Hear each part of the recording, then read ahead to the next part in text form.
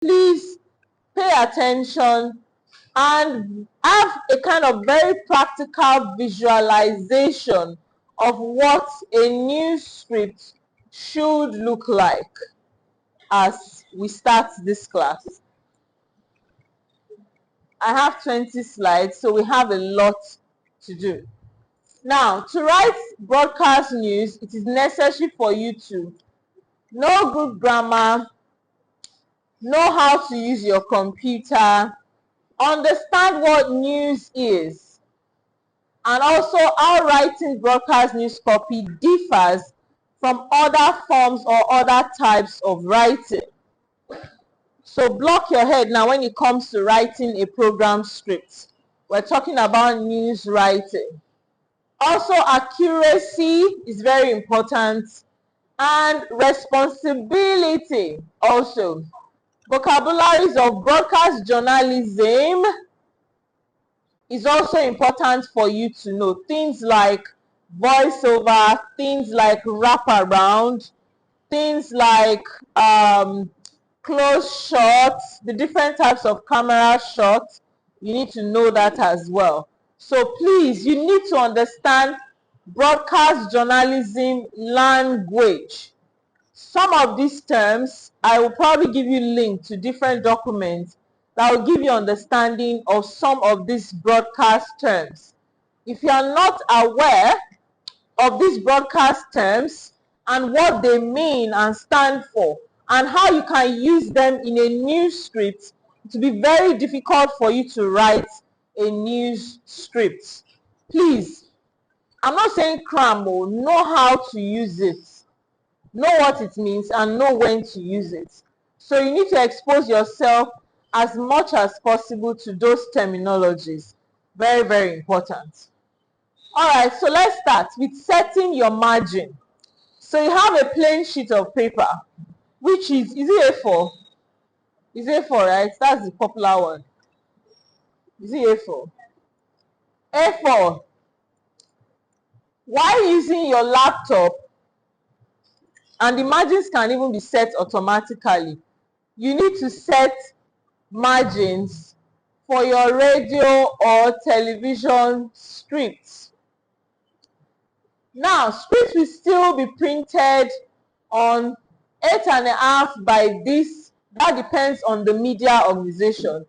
But in a media organization where maybe their system has not been set like that on Microsoft Word, you have to be the one to do the setting. How many of you can do automatic setting on Word documents?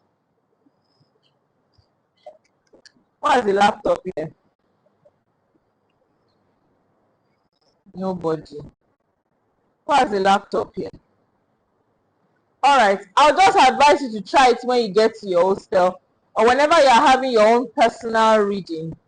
Do the setting for both margins. So for radio scripts, you should set your margin so that you have approximately an inch on each side of the page that you are using. And those sides remain blank. What is the reason for these margins? There might be sometimes when the presenter, you remember something, or you need something to help you in the process of casting that story, and you need to indicate it by using the margin. Sometimes also, maybe they are done printing and your script is already out, but something was omitted.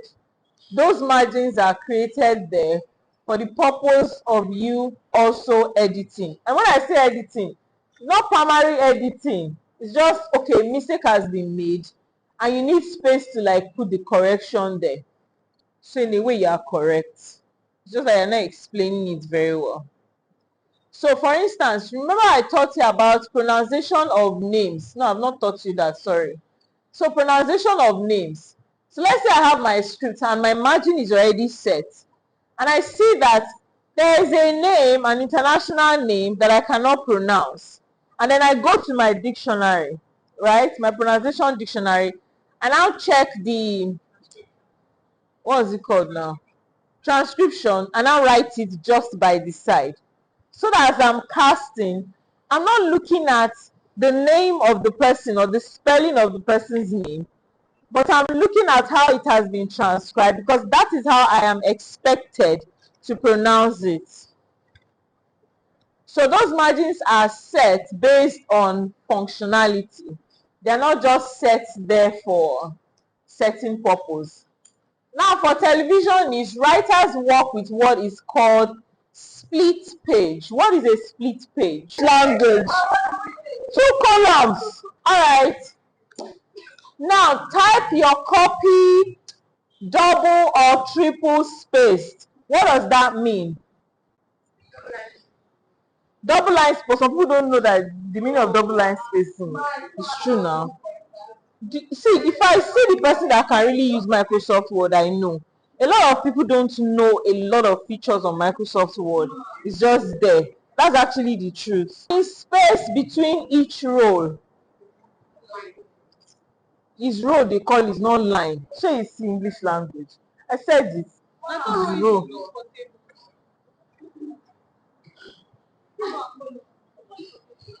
What's the definition of a line?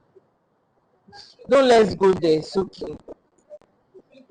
A line is when you actually draw something, isn't it? When you say spacing, is there a line? That is what is.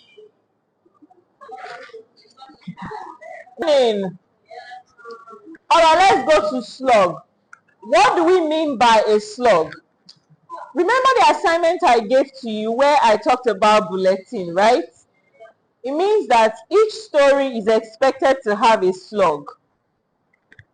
And the slug is to give brief information about what that news story is about. So remember I used the word brief. And this is for us to identify a particular story in a news bulletin. So in a news bulletin, you're going to have several stories. However, it is important for us to put like a tag on each story for us to identify which story it is. So slug gives you the opportunity, by giving few information about that story, for you to be able to tag a story for easy identification.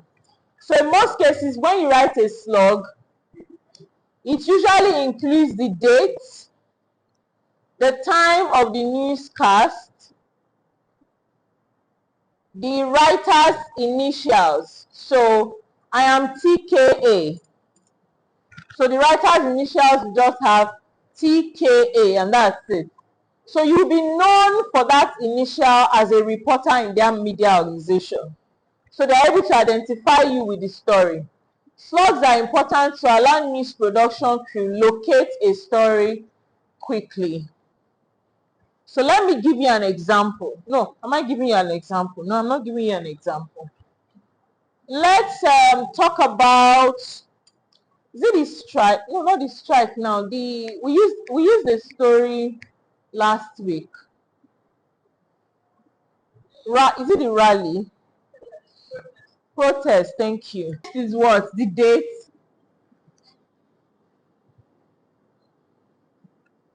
Let me just put this. 24. Then time of the newscast. Remember I told you you usually have bulletin for different news time slots. So this will be what? 12 noon. Then we have writer's initial. Somebody should give me her initial. Don't get 30K. PDI. Who is PDI? Sorry, BDI. So this is but this protest, I think we need to, what type of protest? No, it's not election. They tagged that protest something. It's not ENSASO, but they tagged this something. So it would be nice for you to not just write protest, but tell us this protest. Exactly.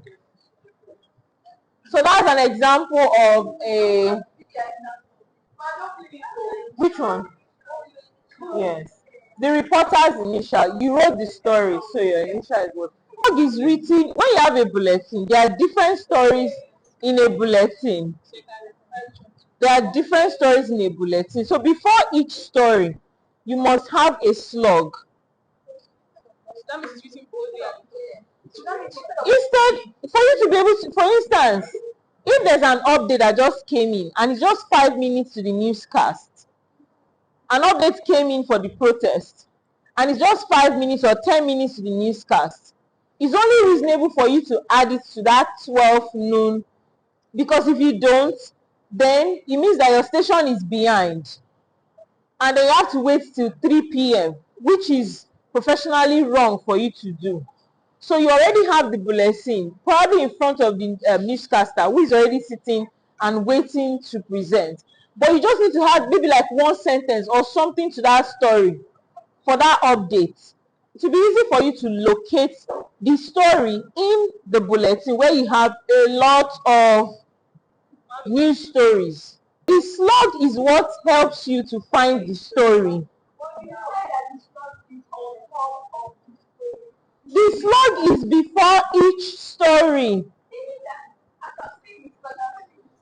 Okay, if you don't have the slug, that's what I'm saying. If the slug was not there, you would not see the story. You will not easily locate the story. You have to probably read all the news stories before. Do you understand? Before you know the one you are looking for. Do you get now? Yes, yes. Before a story starts in the bulletin, each of those stories must have their slug. If not, you have to read almost everything. Headline. Headline will be there, yes, then the slug. Exactly. Oh, the headline before the slug. Yes. But that's the thing I need to correct in some of your bulletins. Now, when you are casting, you know when you say, now the headlines, right? And you have, let's say, 10 stories. You're not going to read all the headlines for all the 10 stories. You know that. Now, when you start reading the stories, you're not supposed to repeat the headline. A lot of you did that. I will go and sleep if I was listening to you. All you need to do is to pause between each story and start the next one. Exactly. Because you mentioned it at the beginning. Hold on there. Okay, let me quickly say this. Now, if we have 10 stories, in most media organizations, they'll pick about 3 or 4 very catchy headlines. And once they are done, then they'll start casting. But when you get to that story, you're not going to even read out the slug. That slug is just for the purpose of identification. But the pauses, that's why we said when you are into broadcast, those pauses are very, very important. Then some media organizations today also use what we call transitions, such as in another development, if the stories are similar. So let's say we're talking about the protest. You know, it's not only going on in one state in Nigeria. There are ways you can link those stories without having to treat it as a separate story. So use transitional words. Like meanwhile, in another state, in Abuja, but you're still talking about the same thing. However, that same thing is occurring in other places. Have stories like that. You are not supposed to be casting different. That's the creativity. You're not supposed to be casting different. If you are going to give us updates of the protests in Abuja, protests in Lagos, Bayelsa State, what you should do as a creative producer is to look at the one that is most catchy based on what happens there. So for instance, let's say Maduguri, they were vandalizing government property or properties. I will start with Meduguri and then link the others. So it's definitely going to have just one headline. You're not going to be telling us protest in Abuja, protest in Bayelsa. Guys, listen. Now you have to be creative. You have to be creative.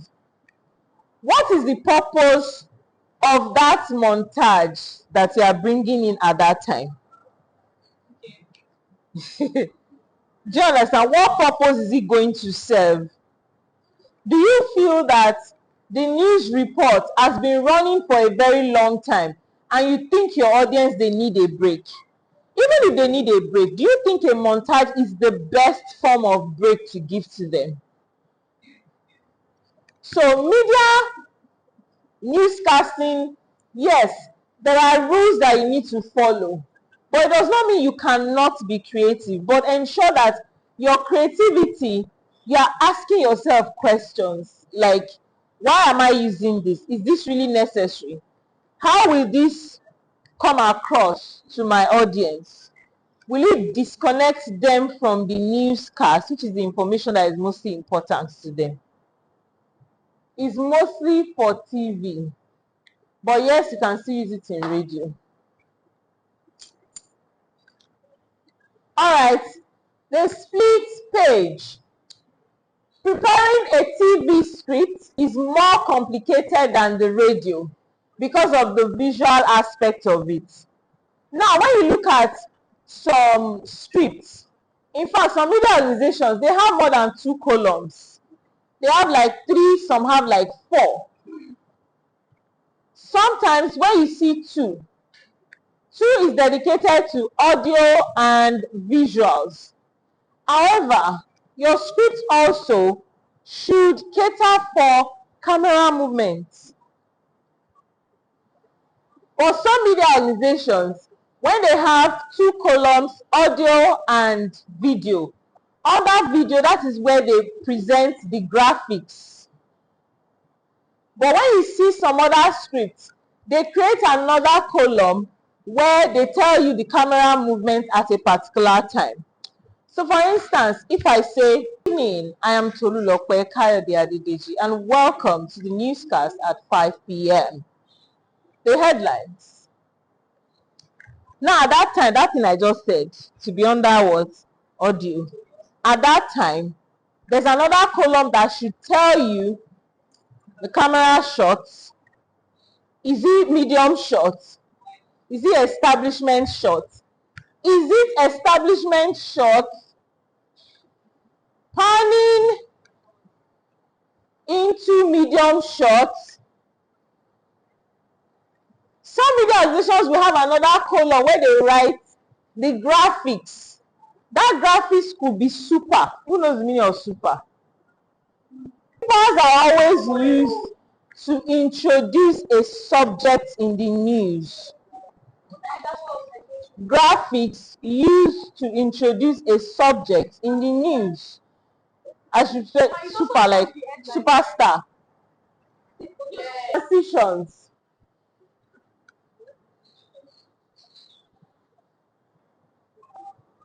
So it can be fading super. Then in brackets, tell us what the super is going to be. Could you have in a TV script? What's the first one? Second. There's one more. Good, beautiful. Hey, come for yourself. However, I said it also depends on the art style of the media organization. They can put graphics and video together, but I really do not like it. The reason I do not like it is because remember you have your camera person, right? You don't want them to be looking for how they're supposed to move the camera or operate the camera in the midst of so many clumsy stuff on the scripts. So if you create a section for the technical crew, it's always better than you modeling everything, including the graphics. And also those in the monitoring room, they also need to know how the graphics will come on here, which graphics is going to come on here. Usually you give them these scripts before, like 1 hour or so before the newscast, or 2 hours before the newscast, so that they'll know what to do at each stage. Now, I want to address something. When we are producing news, we usually use more than one camera. And we usually have several monitors. Do you know what I mean by monitors? Project what each camera is doing. So when you get to that room, they'll put on a TV. What's the monitor we use for audio? In a radio station, what's the monitor? Speaker. Beautiful. We have the monitor is labeled, so also the cameras used. The cameras too are labeled. That means camera 1 in the control room, yes, MCU, yes. MCR, who taught you that one? Oh, that's good. That means there will be a monitor there, which is a TV, where they put camera 1. So whatever my camera is seeing is what that monitor will project. So in most cases, they use like 2, some media organizations, they use like 3 different cameras. But they want to talk to you as the cameraman that this is the shot they expect from you. So it could be that we have 2 newscasters. They will tell you it's 2-man shot they want from your own camera, which can be camera 3. That's like a shot of exactly. Then camera 1 can be on the first presenter, and camera 2 can be on the second presenter. Now they have headsets. What is that headset for? Listen, we have director of news. There's also director of programs. So director of news oversees all the news slots and how it should go. However, the director of news might not be the producer of news at that time. So yes, it's not really necessary for the director of news to be there, but at least the producer of news at that time has to be there. But the person will be in the control room. What's the job of the producer? Okay, it's just like saying this news time is for me. So it sees to it that all the elements of the news, everything is complete. Bulletin is complete, yes. Script, everything that has to do with that news production. Now it depends. If you have a correspondent from another place, the presenter will need that. However, the TV station where I worked, there's a monitor in the studio space facing you as the presenter. So that monitor is for you. Whatever is showing there, that's why, not even teleprompter is for casting news itself. But there's a TV set that will be lower than there. Whatever is showing there means that it helps you know what is on here. So before you adjust your skirts or your trousers, or you do like this, you'll be sure that from the studio, they switch to something else, they switch camera, and it's not on you. Then you can cough and do whatever it is you want to do. So that's one where they need to use, because the thing is, the communication going on between the studio and the cameraman has nothing to do with you as a presenter. It's going to distract you while you are casting. So it depends. It's only when you have a correspondent who has to like give reports from a far distance and you need to communicate with the person. That's when you need that. So it depends on the nature of the news at that time. But in most cases, generally, that headset is between the producer, the camera guys, and those manning the console in the control room. Let's get to the writing aspect of it. Avoiding abbreviations. Now, using abbreviation is something that we encourage and we do not encourage. The reason we do not encourage it is because of the newscaster. We don't want you to stumble on words.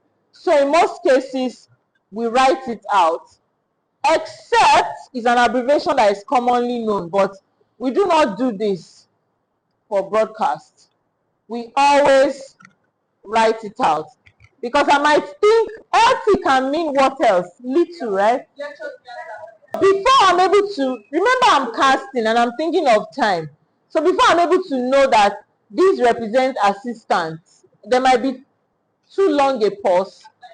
And then your audience, they are wondering what is going on here. So please take note of these. Abbreviations are used if the names, there are exceptions. Abbreviations are used if the names of the organization are better known by their initials than their full names.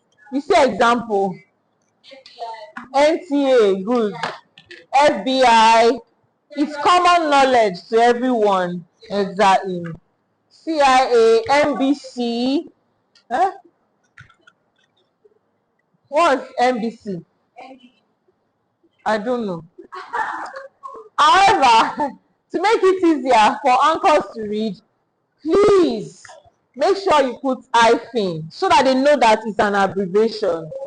Some newscasters will not even say FBI. They will call everything out because they are also familiar with it. Now, avoiding split words and sentences. Please, when you are writing your news stories, each story must end on a page. That's what we always advise, that a story should end on a page. But if a sentence cannot be completed on a page, it should begin on the top of the next page. But in most cases, we also usually advise that even though it's impossible, maybe your story will spill over to the next page, make sure you end the last sentence on that page before the next one. So for instance, you have a sentence saying, in addition to the events that happened earlier today, comma, you now go to another page. That's not good.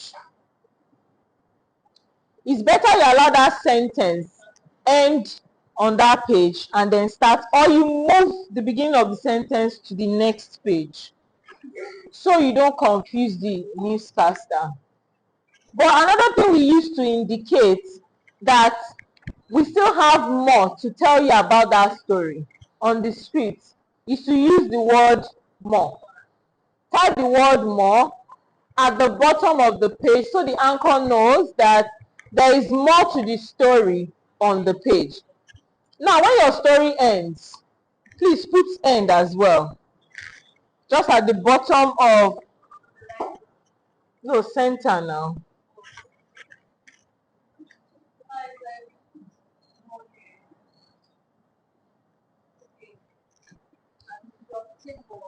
Yes, yes. The same way you are putting end, you're also putting more. Better in caps. Punctuation. The method of punctuating in news writing for broadcast is different from our normal grammar. Use a dash instead of a comma to indicate a pause. This is where your skills come in as a presenter. So if you know that there's after a particular story, after a particular statement, you're supposed to pause before you go, just like moving from one story to another.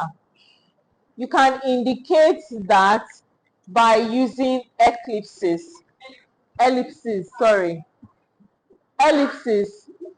dots to show that there's a pause there. So it's important that is indicated in your script as well.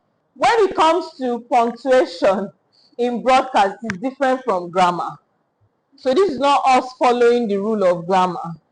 This is just us kind of trying to look for different styles or different ways to make casting of that script very easy for the presenter. So you use ellipses to indicate a pause. Although it could be different for some media organizations, they could have something else that they use. But generally, this is what you're supposed to use to indicate that there is a pause. Also, never ever use semicolon. Why should you never use semicolon? Now, if I want to mention like 4 different things, why am I not using semicolon to introduce those things that I want to list? You still list in news stories, yes, you do. Yes. The major reason is this: when you are casting and you are casting news stories, those that are listening, how do they know that your written script has semicolon? Your pause can be comma. So there's no way to represent it in casting, exactly, in speech. That's the main reason we do not use it. You have to present it in a different way that it will not lose the meaning. So that's the main reason. So it's because of the nature of the medium. We say this means the only instance where that can happen is when you have a reporter on site. But the reporter cannot say this means. When you use the word this means, you already was subjective, exactly. So what you just say is that, oh, tell us more about what is happening there. So now the person is not going by the news script. The person is going by explaining to you what he or she has seen there as the reporter. The person is also reporting. It's just that the way the person is reporting is a bit more flexible and not restrictive as much as the person in the studio that is casting a story. All right, names and titles. Titles are always used before a person's name in broadcast copy, never after. So when you say, give me an example. Titles are always used before doctor, professor, thank you. If you use names in your copy, make sure you double check their spelling and punctuation. Pronunciation, sorry. Their spelling and pronunciation. So that is where you also have newscasters using phonetics to kind of write the names of some people because they have difficulty in pronouncing them. Confirm names you are not familiar with. Middle names and initials. We don't use middle names or initials unless they are part of the name of the person. Give me an example.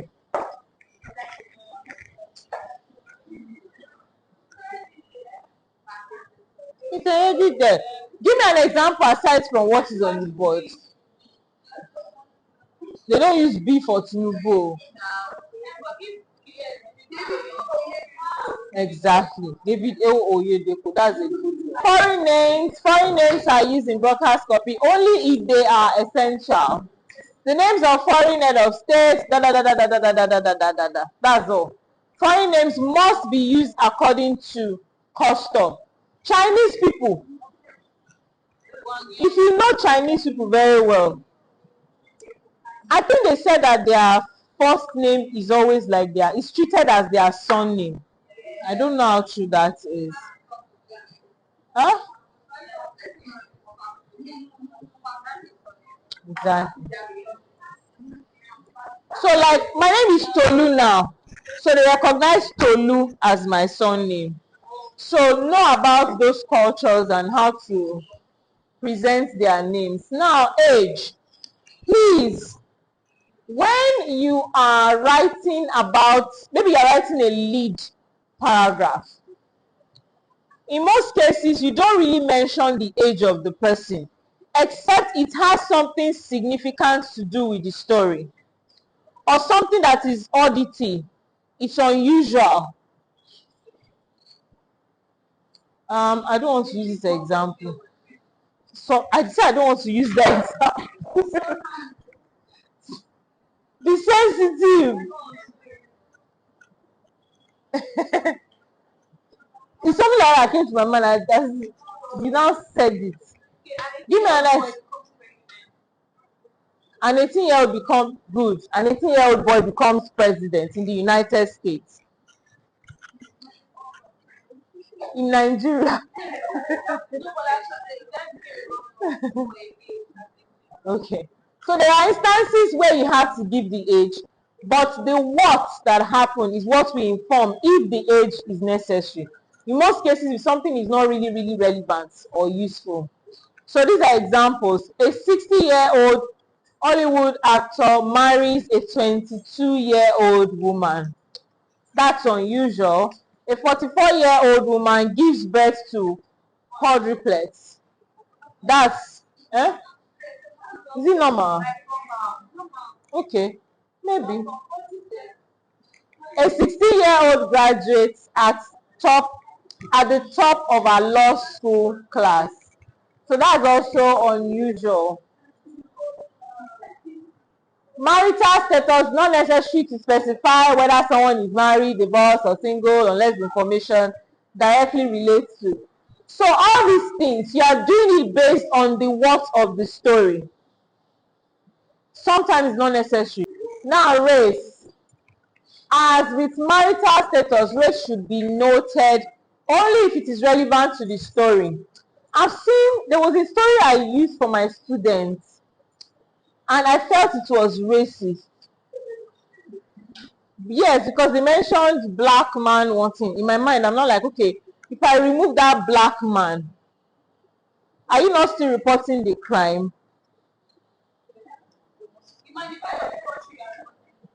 It was a US listen, and I was upset. Alright, numbers should be rounded off and spelled out when there's any form of confusion. For example, a budget figure of, I don't even know what this is, 60,342,960,000 should be rounded up to more than 60 billion. Because I'm sure if you are casting this, you'd have been confused. And it will slow down your pace. So such a figure is spelled out because it should be virtually impossible for a newscaster to deal with all those numbers in the middle of a copy. I hope you know what a copy means. Single digit numbers and 11. Please follow this rule. Oh. Spell out single digit numbers. Give an example. 9, yes. Yes. It's only 9 that is single digit number. 3, 2. And 11. What of 10? Spell out single digit numbers and 11. Alright, still on numbers. For large figures, use words or word-figure combination. Here are some examples. There are only 11 days left until Christmas. We said we should spell out 11. There are 45 students in the class. There were 3 people at the table. There were 600 prisoners at war. There were 75. Can you see the combination here? So we're using figure here and we're using word here. 55,000 people in the stadium and another 15,000 were turned away. Are we seeing numbers? These are just examples. So the stock market was up 6.88 points. Unemployment was down 0.01% for the month, blah, blah, blah. Those are examples. Timing a story. I told you that we have a particular column dedicated to time. It is essential to know how to time a copy. And the best way to know how to time a copy is by casting it out loud. And then you time yourself. That is the best way. On average, newscasters read at a speed of about 15, please take note of this, 15 to 16 standard lines of a copy per minute. That's 60 seconds. So when we say 15 lines, like how many words do you have per line? 9, 10. Up to 9. It depends on how big. Let's just say 8. So 8 times what now? 8 times 15. 20 words. Standard lines. 120 words per minute, right? So you can use that to practice. So in a Microsoft Word where you have your script, the content of all your news stories, you can check the number of words and do this calculation to know how many minutes the whole news bulletin will run for. Now, on a teleprompter, they can time the teleprompter like that. So you have to you have to follow with the timing, because they can increase the speed. They can say so seconds per words or something. That is how the teleprompter has been programmed. That is how it will move. So if you don't catch up, you don't even want to not to catch up. So you have to follow the speed of how the teleprompter has been set.